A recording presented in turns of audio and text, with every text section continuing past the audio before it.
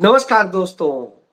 बड़े लोगों की बड़ी बातें होती और बड़े लोग अपने आचरण से जाने जाते हैं, किसी पद से, किसी कुर्सी से, किसी पैसे से और बड़बोलेपन से नहीं जाने जाते हैं। जी हाँ, आपको याद होगा कि हमारे प्रथम प्रधानमंत्री पंडित जवाहरलाल नेहरू ने कहा था, जब बड़ी संख्या में लोगों को सामाजिक स्वतंत्रता से वंचित या प्रतिबंधित किया जा रहा हो तो राजनीतिक स्वतंत्रता की बात करना मूर्खता है।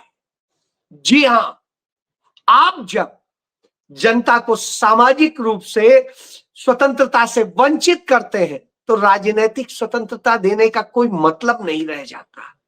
जी, आज ये बातें सारी सामने हैं, क्योंकि जो 5 राज्यों का चुनाव का नतीजा आया है वह बेहद चौंकाने वाला भी है और उसको लेकर के तमाम विश्लेषण भी हो रहे हैं, शिकायतें भी हैं और उसके साथ साथ तमाम सारी ईमानदारी की बातें हैं।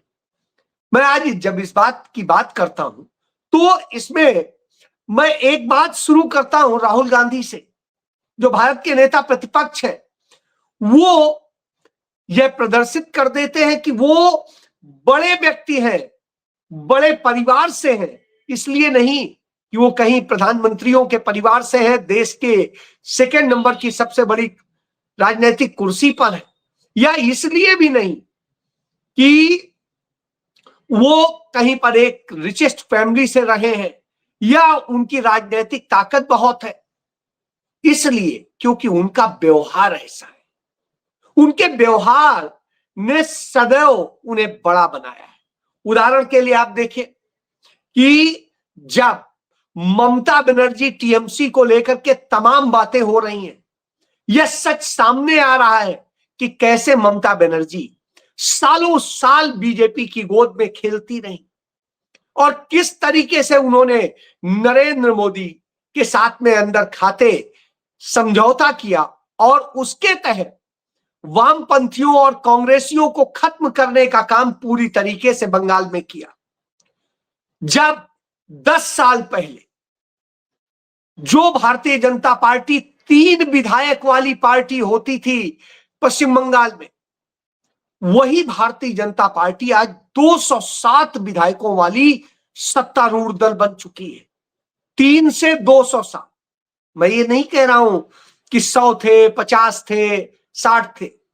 3 से सीधे 207। ये ममता के 10 साल की उपलब्धि है।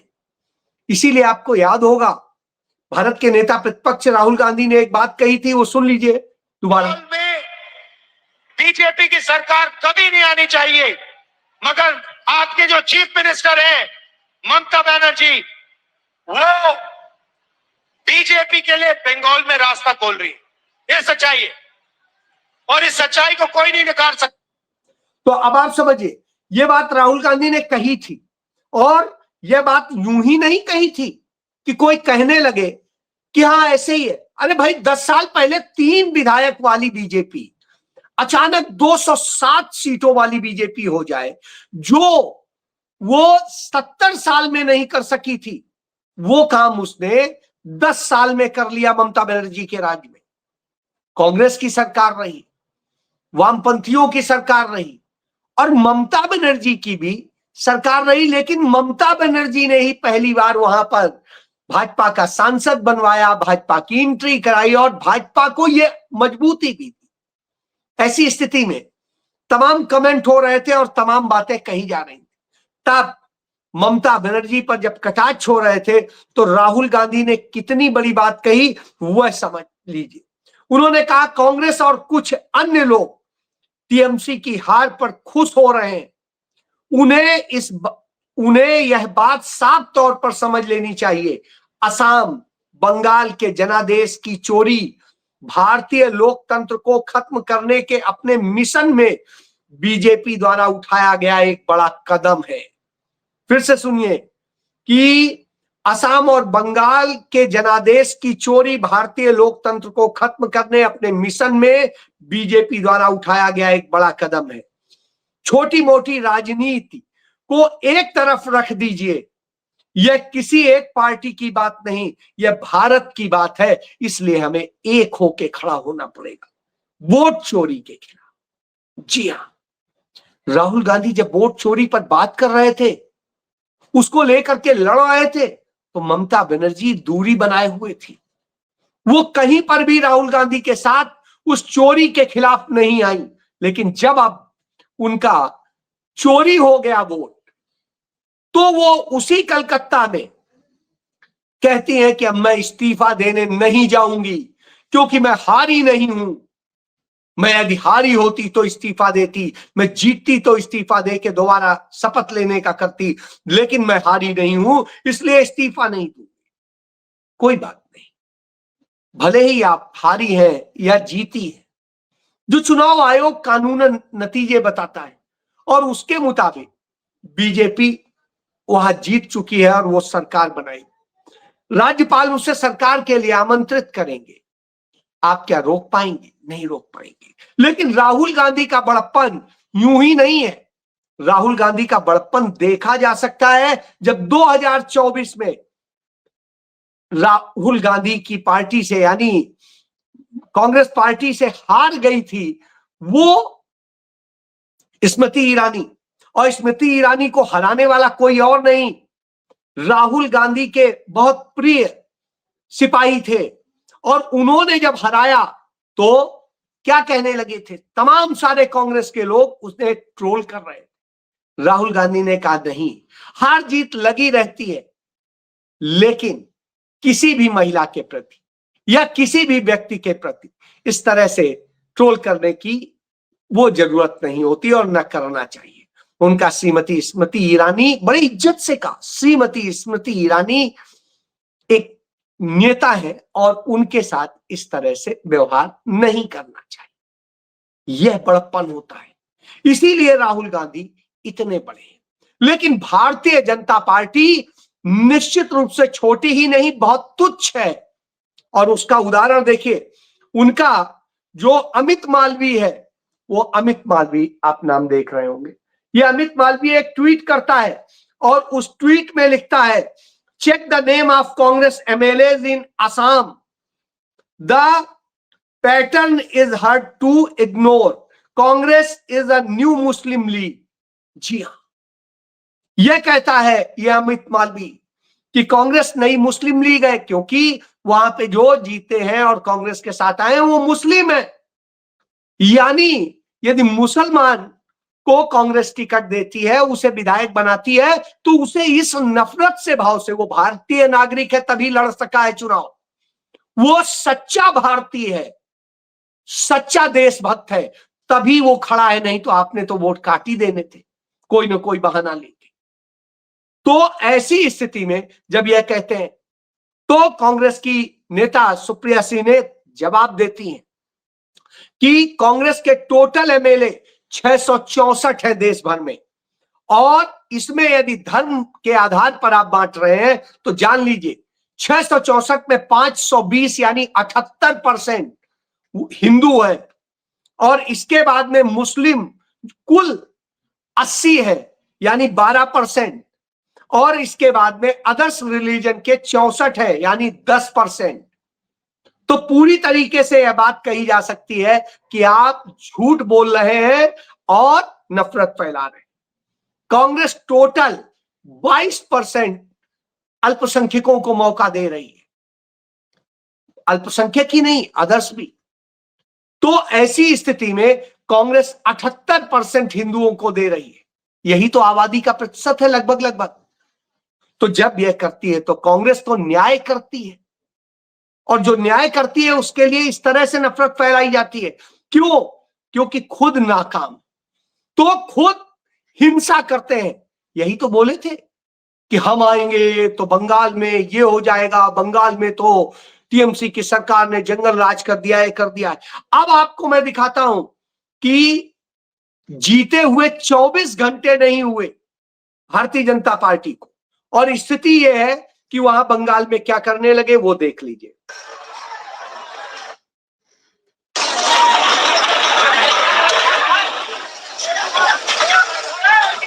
आप देखो, टीएमसी के दफ्तर को आग लगा रहे हैं, उनके समर्थकों के यहाँ आग लगा रहे हैं और सब कुछ कर रहे हैं। ये भारतीय जनता पार्टी के गुंडे इस तरह से बंगाल में ये हुए। अब आप देख लीजिए, कहीं कोई वो नहीं है, मैनिपुलेटेड नहीं, और पुलिस खड़ी हुई है, सब खड़ी हुई है, सुरक्षा तंत्र है, लेकिन सब हो रहा है, ये देख लीजिए। तो यह सच्चाई है, और सच्चाई यही नहीं होती, रुक जाती है, सच्चाई यह भी रुकती है कि ममता बनर्जी का किस तरीके से वो करते हैं। एक ममता बनर्जी का वो बनाते हैं और उस ड्रामे में दिखाते हैं कि वो ममता को कैसे बांध के घसीटते हुए भाजपाई ले जा रहे हैं। यानी एक महिला का किस तरह अपमान करेंगे, किस तरह से करेंगे, ये वैसे ही है जैसे मणिपुर में लड़कियों की नग्न परेड निकाली गई थी, उसी तरीके से दिख रहा है। और आप कहेंगे नहीं यही नहीं, एक और देखिए, जय श्री राम बोल बोल के एक महिला को किस तरह से ट्रोल कर रहे हैं, उसे गाली दे रहे हैं। एक अकेली महिला को इस तरह से ये करते हो भी पुलिस और सबकी उपस्थिति में, तो यह सत्य है। ये जब बीजेपी का सत्य हो तो अब आप समझ लीजिए कि बीजेपी क्या है। असल में ये एक पार्टी नहीं, एक आतंकवादी संगठन है, और वह नजर आता है क्योंकि इसने इसी तरह से किया है। आप देख ही रहे, सबके हक मारने का काम करते हैं। अंडमान निकोबार में जिस तरीके से इन्होंने ग्रेट निकोबार बनाने के नाम पर अडानी को सब कुछ सौंप दिया, और उसके बाद में वो लूट का मॉडल जो है वो सबको दिखाई दे रहा है। और इसी तरीके से इनका मॉडल दिखाई देता है जब अभी नरेंद्र मोदी ने हफ्ता पहले एक रोड गंगा एक्सप्रेसवे का उद्घाटन किया था, और क्या बताया था, आज वो हफ्ता नहीं हुआ है और हफ्ते में ही वो रोड कैसी हो गई है, भी देख लीजिए, दोनों देख लीजिए क्या कहा था और क्या है। ये सबको सब अधिक वो एक्सप्रेस वे केवल एक हाई स्पीड सड़क नहीं है, ये नई संभावनाओं का, नए सपनों का, नए अवसरों का गेटवे है। तो मैं हूँ अभी गंगा एक्सप्रेस वे पर। ये देखिए ये दरार आ रही है, ये देखिए दोस्तों सच्चाई, ये कच्चा है, यानी बारिश ज्यादा हुई, ये सबको सब यानी खस गए उधर की क्या वो खेत में, यानी जहाँ ट्रैक्टर चकता जाता है ना, वहाँ यानी थोड़ा रोड यानी बैठने लगाइए, रोड टिकाऊ ना ज्यादा। अरे अब आप सुनिए, अब आप इससे समझ लीजिए कि इस तरीके से इन्होंने किया। क्यों? क्योंकि ये रोड बनाने का काम अडानी को दिया गया, अडानी को ठेका दे दिया गया। सबसे महंगा टोल पूरे देश में इसी पर है, और दुपहिया वाहन पर भी टोल है, और इसी तरीके से सब कुछ। तो यह अंतर होता है। जब यह अंतर होता है तो हमें आपको समझना चाहिए। इसीलिए मैं कहता हूं राहुल गांधी उन सारे सच से आपको अवगत कराते हैं, लेकिन बाकी लोग जो करते हैं उससे आप समझिए।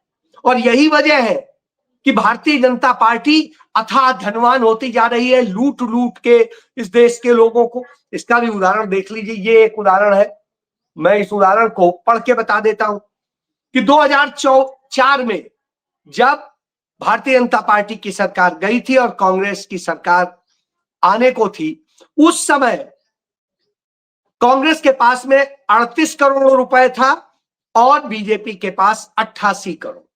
इसके बाद में 2009 में जब कांग्रेस की सरकार चरम पर थी, तब कांग्रेस के पास 221 करोड़ था और बीजेपी के पास 150 करोड़। इसके बाद 2014 में कांग्रेस के पास 290 करोड़ था और बीजेपी के पास में 295 करोड़। और इसके बाद में 2019 में कांग्रेस के पास में 315 करोड़ था और बीजेपी के पास में 3562 करोड़। और इसके बाद में 2024 के लोकसभा चुनाव के समय कांग्रेस के पास 133 करोड़ था, वो भी इन्होंने जब्त कर लिया था, अकाउंट फ्रीज कर दिए थे। और बीजेपी के पास 10,107 करोड़ थे, 10,107 करोड़। अब आप सोचिए, 133 करोड़ वाली पार्टी, राष्ट्रीय पार्टी, सबसे पुरानी पार्टी, जिसे लुटेरी पार्टी कहते थे और न जाने क्या क्या कहते थे, तो यह हुआ। तो यह ये करते हैं। इसीलिए मैं कहता हूं ये साजिशें रचने वाले, झूठ बोलने वाले लुटेरे हैं, और लुटेरों को पहचानने की जरूरत है। लुटेरे इसी के नहीं, राहुल गांधी कहते थे, लोग नहीं मान रहे थे, लेकिन आज आपको उदाहरण मिल जाएगा कि ये कैसे लुटे रहे हैं। आप इसको देख लीजिए कि ममता बनर्जी जिस सीट से हारी है वो सीट में 51,000 वोटर काट दिए गए। 51,000, एक दो नहीं, 51,000। और वहां ममता बनर्जी 15,000 वोट से हारी है। इसी तरीके से आप देखेंगे कोलाथुर जो विधानसभा सीट है तमिलनाडु में, वहां पर 1,02,000 वोट काट दिए गए। यहां से कौन लड़ रहा था ये देखिए, तो स्टालिन लड़ रहे थे। तो यहां से उनको जिस तरह वोटर डिलीट किए गए और वो 8,700 वोट से चुनाव हार गए। यानी 1,02,000 वोट आपने काट दिए और उससे चुनाव वो हो गए। इसी तरीके से 27 लाख वोट पश्चिम बंगाल में इन्होंने फ्रीज कर दिए और वो वोट फ्रीज किए और भाजपा की जीत जो है 8 लाख के करीब वोटों से। यानी अब आप समझ लीजिए कि भाजपा की जीत जो है 8 लाख से कम वोटों से है, तब जब इतने वोट। तो ये अंतर यूं ही नहीं है, ये स्वाभाविक अंतर। इसीलिए नफरत फैलाते हैं, इसीलिए इस तरह की बातें करते हैं जिससे आप समझें। देश की व्यवस्थाओं पे ये बात नहीं करते। मैं एक बार फिर कहता हूं कि ये हम सबको सोचना चाहिए था, उन सभी राजनीतिक पार्टियों को भी सोचना चाहिए तो जो जबरन कांग्रेस मुक्त भारत बनाने के नाम पर अपने ही पांव पर कुल्हाड़ी मार रही थी। लेकिन उन्होंने शायद ये नहीं सोचा तो आज उसका भुगतान करना पड़ रहा है। नहीं तो शायद ये हालात नहीं होते, ये स्थितियां नहीं पैदा होती। लेकिन आज मैं सबसे ज्यादा तकलीफ जो है वो भारत के मीडिया से। आज मैं देख रहा था, मैं खबर दिखाता हूं, आप देखेंगे आपको खुद आश्चर्य होगा कि आखिर क्या ये कहना चाह रहा है मीडिया और इसको हमें कैसे लेना चाहिए। इसको आप देखिए, मैं खबर दिखाता हूं, ये कि राहुल के खाते में 99वीं हार। भाई 99वीं हार कैसे हो गई कि करीब 2 दशक से कांग्रेस की राजनीति में केंद्र में बने रहने के बावजूद राहुल गांधी को कोई चुनावी सफलता नहीं मिल रही है। 2004 में राहुल गांधी के सक्रिय राजनीति में उतरने के बाद से लेकर अब तक 99 हार हो चुकी है। भैया 2004 में जब वो राजनीति में आए थे वो तो नहीं लीड कर रहे थे, वो तो प्रधानमंत्री नहीं थे, मंत्री नहीं थे, राष्ट्रीय अध्यक्ष नहीं थे, कुछ नहीं थे। पहली बार वो जनरल सेक्रेटरी बनाए गए, यूथ के काम उन्हें सौंपा गया, वो करते रहे। फिर दूसरे काम सौंपे गए, फिर उपाध्यक्ष बने, फिर और करते रहे। तो राहुल गांधी के हार क्यों चिपकाई जा रही, नरेंद्र मोदी के क्यों नहीं चिपकाई जा रही? नरेंद्र मोदी तो 100 से अधिक चुनाव हार चुके हैं। यदि आप बात करेंगे ऐसे तो 99 उन्हें कह रहे हैं, अपने तो भी तो गिन लीजिए। और राहुल गांधी के जब ये कहते आए मीडिया तो आता है अभी जब कह रहे हैं कि 5 राज्यों में राहुल गांधी हार गए। पश्चिम बंगाल में पिछले 50 साल से कांग्रेस नहीं है, राहुल गांधी कहां से हार गए भाई? वहां खाता और खोल दिया, जो 0 थे वो 2 हो गई, कम सही लेकिन खाता खुला। इसी तरीके से असम में सरकार नहीं बना पाए, उसके पीछे वजह है, सभी को पता है। वहां जिस तरह से परसीमन किया गया चुनाव के पहले और परसीमन करके विधानसभाओं का गणित बदल दिया गया। इतनी विपरीत परिस्थितियों में लड़ने के बावजूद कांग्रेस वहां मुख्य विपक्षी दल है। इसके पहले भी मुख्य विपक्षी दल थी, पिछले 10 साल से वो वहां की मुख्य विपक्षी दल है, तीसरी बार हो जाएगी। अब आइए आप, जब वहां सरकार गई थी राहुल गांधी तो अध्यक्ष नहीं थे। इसके बाद में यदि आप देखेंगे कि तमिलनाडु की बात, तो तमिलनाडु में भी करीब 60 साल से अधिक हो गया कांग्रेस नहीं थी सरकार में, और कांग्रेस वहां कोई खत्म नहीं हुई है आज भी इतने, जबकि डीएमके उसकी साथी बुरी तरीके से आ रही है, फिर भी कांग्रेस बहुत बड़ा नुकसान नहीं उठाई है। और जो जीते हैं विजय, वो कह रहे हैं कि वो कांग्रेस के साथ आना चाहते हैं और कांग्रेस के साथ रहना चाहते हैं। चलिए, इसके बाद में जो उपचुनाव हुए, कांग्रेस सफल ही रही है, कहीं असफल नहीं रही है। एक भी ऐसी जो तमिलनाडु के अलावा पौंचेरी की बात करें, पौंचेरी में भी पिछले 25 साल से वहां पर कांग्रेस नहीं है। तो जब कांग्रेस है ही नहीं वहां पर, और उसके बाद में राहुल गांधी को क्यों दोष दिया जा रहा है? इसके अलावा आप देख लीजिए, तो असम हो गया, तमिलनाडु हो गया, हाँ केरल में कांग्रेस ने सरकार बना ली है, 10 साल बाद वापसी हुई है। जहां पर राहुल गांधी जिस समय कांग्रेस पार्टी के किसी जिम्मेदारी के पद पर नहीं थे, उस समय वहां पर सरकार बनी थी जो है वामपंथी दल की, और उसके बाद में राहुल गांधी के नेतृत्व में वहां सरकार वापस आई है। तो अब आप सोचिए, राहुल गांधी के नेतृत्व में गुजरात में कांग्रेस ने गेन किया था, राहुल गांधी के नेतृत्व में ही कांग्रेस ने छत्तीसगढ़ में सरकार बनाई थी, राहुल गांधी के ही नेतृत्व में कांग्रेस ने मध्य प्रदेश में सरकार बनाई थी एक अरसे बाद, दशकों बाद, और इसी तरीके से कांग्रेस ने सरकार बनाई थी जो है राजस्थान में, इसी तरीके से कांग्रेस ने सरकार बनाई थी हिमाचल में, इसी तरह कर्नाटक में, इसी तरह तेलंगाना में पहली बार सरकार बनाई। तो फिर आप क्या बात कर रहे हैं? राहुल गांधी को क्या उनके इतनी, राहुल गांधी ने कौन सा चुनाव वो किया कि जो उसको आप कहेंगे कि राहुल गांधी ने तो गेन किया है, उन्होंने लूज तो किया ही नहीं है इस चुनाव। लेकिन साहब ये अब आप जब अखबारों को देखेंगे तो वहां केरल के जीत को कहीं दिखाया ही नहीं जा रहा, जबकि इतनी बड़ी जीत है कि पूरी तरीके से वामपंथ के आखिरी गढ़ को भी खत्म किया है। और यही नहीं, राहुल गांधी ने वहां पे कई क्रांतियां की। अब तक केरल के इतिहास में सबसे ज्यादा मैंडेट लेकर के यूडीएफ आया है, आज तक सबसे ज्यादा मैंडेट लेके आया। तब भी ये कहा जाए तो अब आप सोचिए कि भारत का मीडिया क्या हो गया है। इसीलिए मैं कहता हूं राहुल गांधी का बड़प्पन है कि वो किसी चीज पर जवाब नहीं देते, क्योंकि वो गांधी नेहरू परिवार के वारिस और वह संस्कृति और वो अपनाते हैं। तो ये हमें जानने की जरूरत है।